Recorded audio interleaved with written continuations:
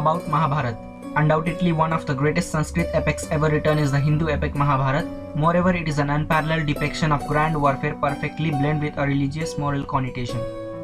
As anyone familiar with the epic might already know, the Mahabharat revolves around the Pandavas and the Kauravas. The Pandavas were the 5 sons of Pandu, namely Yudhishthira, Bhim, Arjun, Nakul, Sahadev.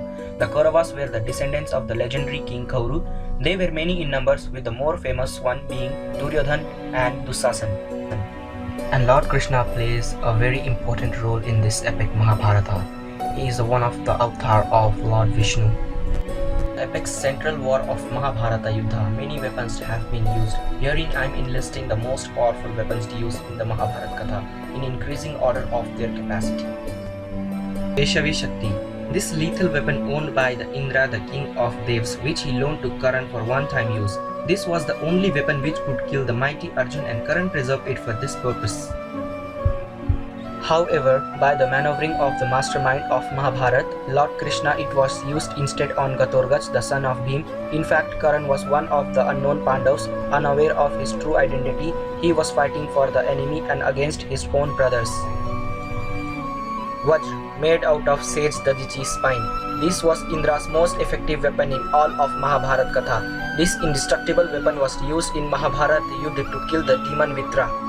Such was the glory of this weapon that Lord Krishna qualified himself as the Vajra in the Gita. Moreover, the Vajra is often used to symbolize the indestructibility of diamond and indomitable force of the thunderbolt. In terms of appearance, the weapon is like a club with a spherical rib head. The end of the rib may be ball-shaped or sharp. Narayan Astra. This weapon of Lord Narayan was able to split into 1,000,000 missiles. One had to either disarm the weapon or surrender to it.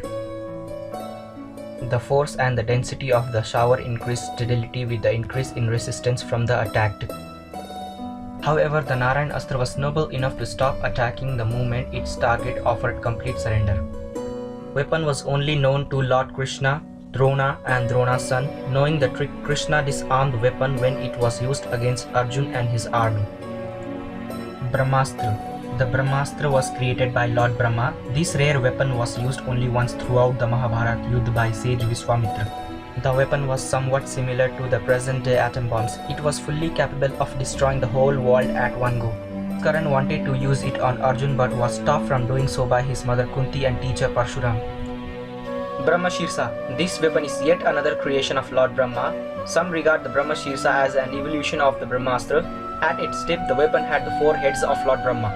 It was hurled against one another by Aswathama and Arjun. A ceasefire was ordered by Narad and Vyas, and Arjun retracted his weapon. Aswathama could not, however, retract it and directed towards Parikshit, who was saved by Lord Krishna. Pashupatastra. This indestructible weapon is capable of destroying any creation was owned by Lord Shiva. In order to discharge this weapon, one could use their mind, words, eyes, or a bow.